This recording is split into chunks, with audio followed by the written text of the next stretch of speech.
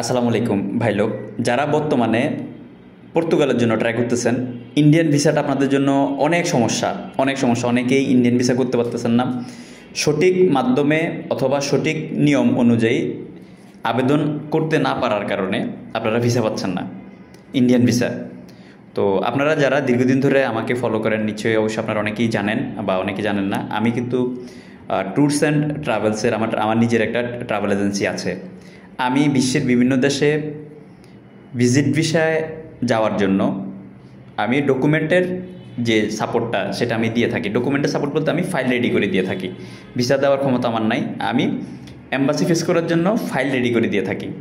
তো এখন ভারতীয় ভিসার ক্ষেত্রে অনেকেই কিন্তু ভিসা জটিলতার কারণে পর্তুগালের জন্য আবেদন করতে পারতেছেন না। আবার পর্তুগালের ক্ষেত্রে আপনি চাইলে মেডিকেল ভিসাও আবেদন করতে পারেন, গিয়ে আপনি ফাইল জমা দিতে পারেন, অথবা ডাবল এন্ট্রি ভিসা। তো যেহেতু পর্তুগালে D1 ক্যাটাগরির জন্য মেডিকেল ভিসা হলেই চলে, অর্থাৎ আপনি ভিএফএসে ফাইল জমা দিবেন, সেই ক্ষেত্রে চাইলে আপনারা মেডিকেল ভিসার সাপোর্টটা আমি অথবা আমার প্রতিষ্ঠান থেকে আপনারা নিতে পারেন।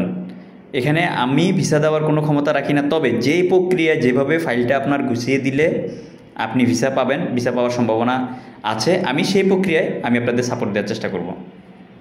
বর্তমানে ইউরোপের কাজ করার ক্ষেত্রে যখন যে দেশ ভিসা দিবে সে দেশের পিছনে দৌড়াইতে হবে।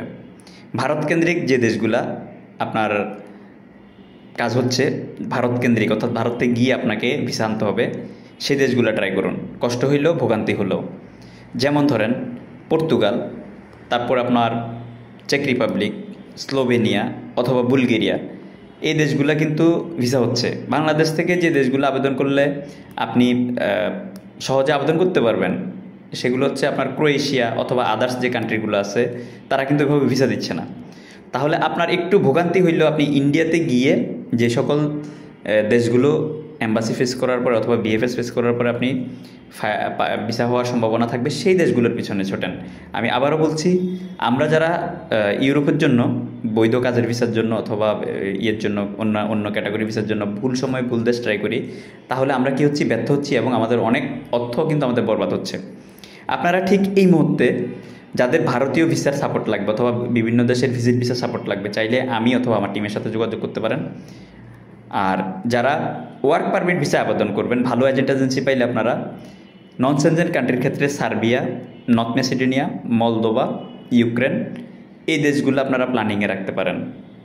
আর যারা সেনজেনভুক্ত দেশে যাবেন, ভালো এজেন্ট এজেন্সি পাইলে আপনারা এই মুহূর্তে পর্তুগাল D1, আপনারা চেক রিপাবলিক, স্লোভেনিয়া, বুলগেরিয়া, এগুলো ট্রাই করতে পারেন।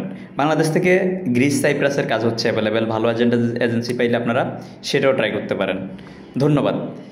প্রবাস এবং প্রবাসী রিলেটেড নিত্য নতুন তথ্য এবং আপডেট পেতে আমার চ্যানেলটি, আমার আইডিটি অথবা আমার ফেসবুক ফলো দিয়ে আমার সাথে যুক্ত থাকার জন্য বিশেষভাবে অনুরোধ রইল।